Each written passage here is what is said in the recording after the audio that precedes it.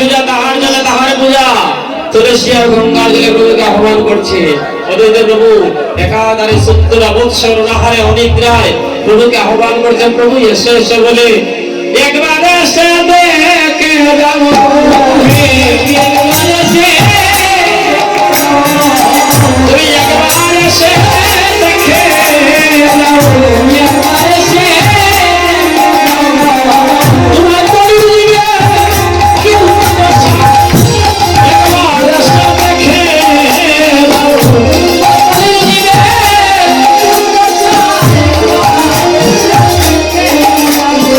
তোমার কলিযুগে কি দুর্দশা, একবার এসে দেখে যাও তোমার কলিযুগে।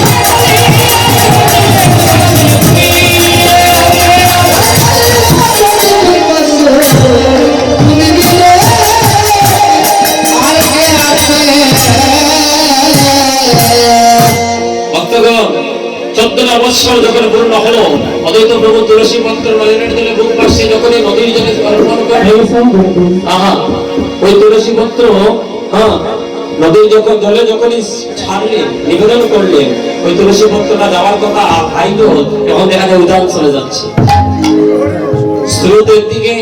আর যায় আরেক দিকে, অদ্বৈত প্রভু যায় সাথে সাথে গিয়ে দেখলেন সচিমাতা যেখানে স্নান করছে। আপনারা আমাদের হবিগঞ্জের মেয়ে সচিমাতা, হবিগঞ্জের মিরপুরে বাড়ি, আমাদের হবিগঞ্জের মেয়ে সচিরানী নদীর জলে স্নান করছেন। আর তুলসী ভক্তরা সপ্ত প্রদক্ষিণ করিয়া আসিয়া সচিমাতার নামের মধ্যে স্পর্শ করল। সবাই আনন্দ বলেন হরি বল।